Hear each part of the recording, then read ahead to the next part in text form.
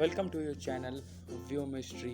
मैं हूं व्योम और आज हम लोग जर्मन शेपर्ड के कोट और कलर के बारे में बात करने जा रहे हैं। उससे जुड़ी जितनी मिसकंसेप्शन है उसके बारे में बात करने जा रहे हैं। इस वीडियो को एंड तक देखिए, आपके सारे डाउट क्लियर हो जाएंगे।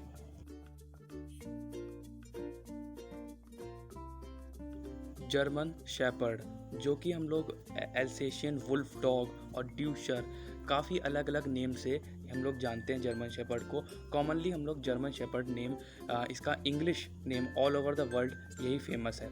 ये फर्स्ट वर्ल्ड वार से भी पहले का डॉग है। 1977 में इसका नेम जर्मन शेपर्ड पड़ा था। इसके पहले इसका एल्सेशियन वुल्फ डॉग है ना नेम था, क्योंकि आप देख सकते हैं इसकी एक फिगर, एक इसकी फिजिक वुल्फ जैसी होती है। जर्मन शेपर्ड जो कि लॉयल्टी से, जो कि गार्ड एबिलिटी से, जो कि आपके कह सकते हैं friend, as a friend, as a companion के साथ सब चीज़ें उसमें क्वालिटी पूरी करने वाला इकलौता डॉग जर्मन शेपर्ड के बारे में बात करने जा रहे हैं। और बहुत सारे लोग इसके बारे में पूछते हैं कि डबल कोट, सिंगल कोट ये क्या है, क्या क्या की चीज़ें हैं, कहीं कुछ लिखा होता। तो आज हम इसके बारे में डिटेल में बात करने जा रहे हैं। सबसे पहले चीज़ कि जर्मन शेपर्ड ज़्यादातर डबल कोट में ही रहता है। सिंगल कोट जो लोग कहते हैं सिंगल कोट होता ही नहीं, वो गलत चीज़ है।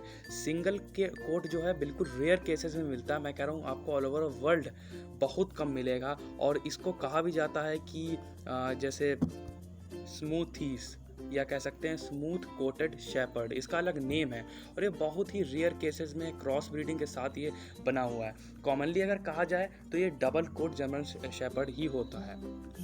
और डबल कोट की बात करें डिटेल में, तो डबल कोट में एक कोट होता है वो टॉप लेयर का, उसे हम लोग कहते हैं गार्ड कोट, जो कभी कभी टॉप कोट भी कहा जाता है।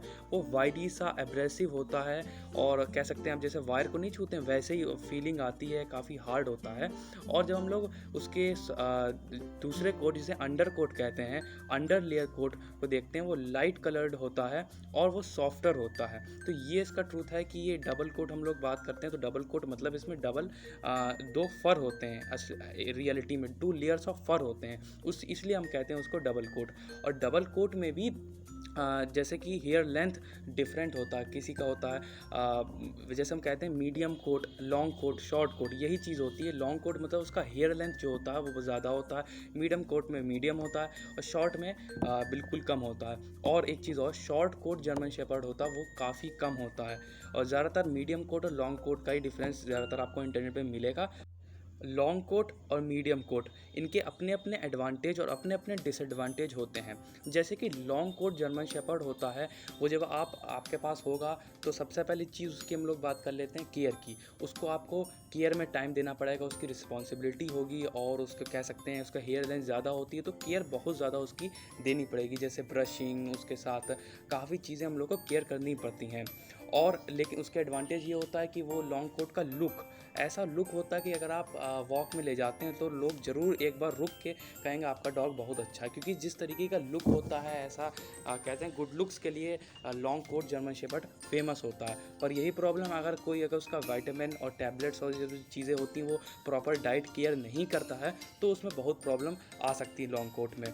मीडियम कोट की बात करें तो मीडियम कोट में क्या रहता है, आपका हेयर लेंथ मीडियम रहती है।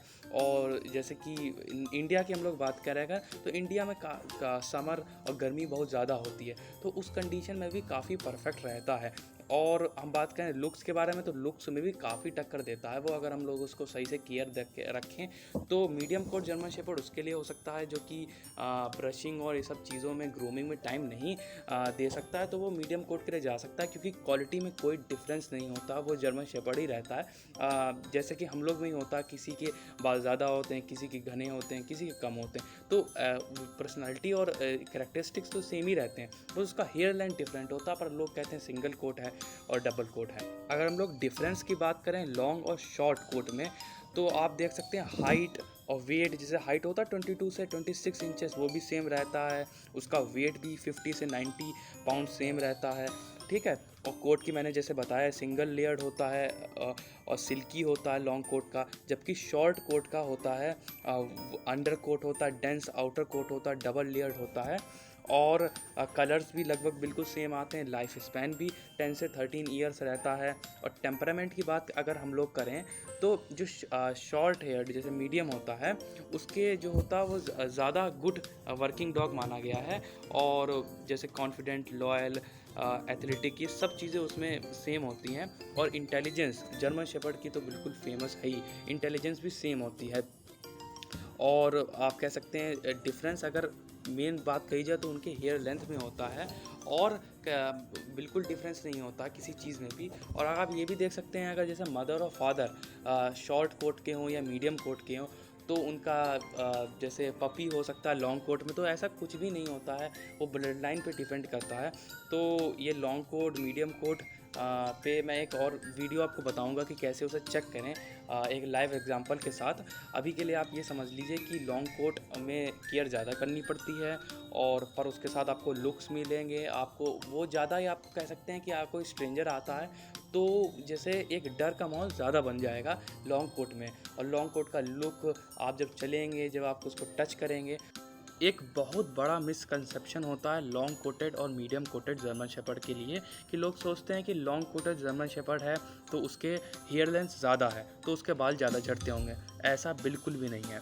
जो लॉन्ग कोटेड जर्मन शेपर्ड होता है उसके पास अंडर कोट जो होता है कम होता है, तो उसकी वजह से उसकी जो हेयर लेंथ होती है ज़्यादा होता है, तो इस वजह से उसके बाल कम झड़ते हैं। पहली बात तो ये। और दूसरी बात, एक प्रॉब्लम आती है कि जब वो बाल बड़े बड़े हो जाते हैं तो चीज़ों से फंसते हैं, तब जो है टूट जाते हैं, तो उसकी वजह से पेन होता है उनको। और ये चीज़ बहुत ध्यान रखनी है। और बाल झड़ने की प्रॉब्लम जर्मन शेपर्ड में तभी आती है अगर आप प्रॉपर डॉक्टर को उसको नहीं दिखवाते हैं टाइम टू टाइम, और उसके विटामिन और जो भी चीज़ें हैं उसे कंप्लीट प्रॉपर डाइट नहीं देते हैं, तो ये प्रॉब्लम आ सकती है। जैसे ह्यूमंस में होती है तो इनमें भी हो सकती है। तो ये चीज़ हम लोग को प्रॉपर केयर देनी पड़ेगी जर्मन शेपर्ड में।